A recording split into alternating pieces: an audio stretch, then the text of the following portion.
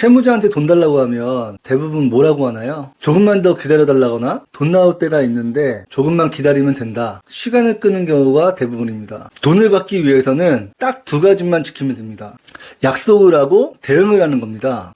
아주 간단하지만 이 안에는 모든 게 다 들어있습니다. 이렇게만 하면 돈은 다 받을 수 있어요. 채무자와 약속을 정할 때는 몇 월 며칠에 정확히 얼마를 주겠다, 이렇게 채권자가 정하지 말고 채무자가 직접 정하게 해줘야 돼요. 이때부터가 추심의 시작이고요. 여기부터 단추를 하나하나 잘 끼워 나가면 됩니다. 그럼 채무자가 약속을 못 지키는 경우에는 어떻게 해야 될까요? 바로 대응을 해줘야 됩니다. 근데 채권자분들 대부분은 약속을 매번 어기는 걸 알면서도 매번 그냥 기다리기만 하죠. 그렇게 해서 몇 년이 지나가는 경우도 많은데 대체 왜 기다려주게 되는 걸까요? 이유는 채무자가 돈을 준다고 하면 정말 오늘 내일 돈이 들어올 것 같거든요. 그리고 중요한 거는 시간과 비용을 투자해야 되는데요. 채무자 재산을 압류하거나 빼앗아 올 때는 집행권을 확보해야 되는데 판결을 받는데도 시간과 돈을 투자해야 되고 또 압류를 할 때도 마찬가지로 시간과 비용을 투자해야 됩니다. 채무자한테 돈 빌려주고 못 받는 것도 억울한데 채무자한테 돈 받으려면 법적 절차 비용을 계속 들여야 되고 돈 받을지도 못 받을지도 모르는 상황에서 계속 돈이 들어가면 주저하게 되는 게 당연한 겁니다.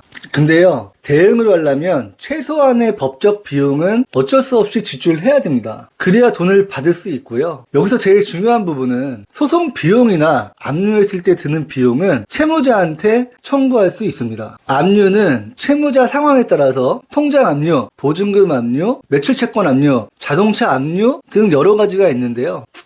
가장 빠른 시일에 압박하면서 현재 상태를 파악하기 좋은 압류는 유체동산 압류, 강제 집행이 제일 효과적입니다. 동산 압류를 하게 되면 여러 명의 집행관들과 같이 진행을 하기 때문에 변제 의사를 빠르게 파악할 수 있고 집행 과정, 즉 빨간 딱지를 붙이는 순간부터 경매가 되기까지의 과정에서 채무자의 자금 상황을 유추해 볼 수가 있습니다. 동산 압류를 하고 채무자가 돈을 전부 상환하면 좋겠지만 일부만 상환한다거나 배우자 우선 매수 같은 걸 했다면 이제부터는 채무자의 재산을 어느 정도 유추했으니 약속을 하고 대응을 하면서 변제를 받으시면 됩니다. 제가 이렇게 말씀을 쉽게 드리지만 추심하는 과정은 엄청난 정신적 노동입니다. 채무자와 약속을 하고 약속을 안 지키면 법적 대응을 하고 이런 것들이 짧은 시간에 이루어지면 아주 쉬운 일인데요. 약속을 한두 번 어기는 건 참을 수 있는데 그 이상 약속을 반복적으로 어기면 진짜 속이 타들어가고 어쩔 때는 복수심마저 생깁니다. 저는 어렸을 때부터 이쪽 업종에 있어서 자연스럽게 일을 하게 됐는데요. 정말 참을 수 없는 고통을 느끼면서 추심을 배웠습니다. 특히나 본인 돈 받으시려는 분들은 약속을 어길 때마다 엄청난 분노를 느끼실 겁니다. 추심을 많이 해보시고 이제 어느 정도 정신수양이 되신 분들은 제가 알려드린 대로 하면 회수가 가능하겠지만 그렇지 못한 채권자분들은 신용정보회사에 추심을 위임하시는 것도 아주 좋은 선택입니다. 돈 받는 건 알고 보면 엄청나게 쉬운데요. 깊어질수록 또 어려운 게 채권 추심업입니다. 그럼 정리를 해보겠습니다. 돈을 받으려면 두 가지만 지키면 되는데요. 약속을 하고 대응을 하는 겁니다. 그리고 돈을 받기 위해서는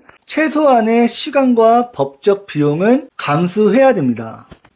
채무자가 약속을 어겼을 때는 법적으로 바로바로 대응을 해줘야 되고 채무자의 자금 상황을 유추할 수 있는 가장 빠른 방법은 유체동산 압류입니다. 마지막으로 추심은 채권자 입장에서는 엄청난 정신적 스트레스를 받는 일입니다. 차라리 수수료가 좀 들어가더라도 전문적으로 추심하는 신용정보회사에 위임하는 게 여러 가지로 이롭습니다. 영상을 보시고 궁금한 점이 있으시거나 문의할 게 있으시면 댓글이나 위 번호로 편하게 연락 주시면 제가 자세히 상담 드리겠습니다. 감사합니다.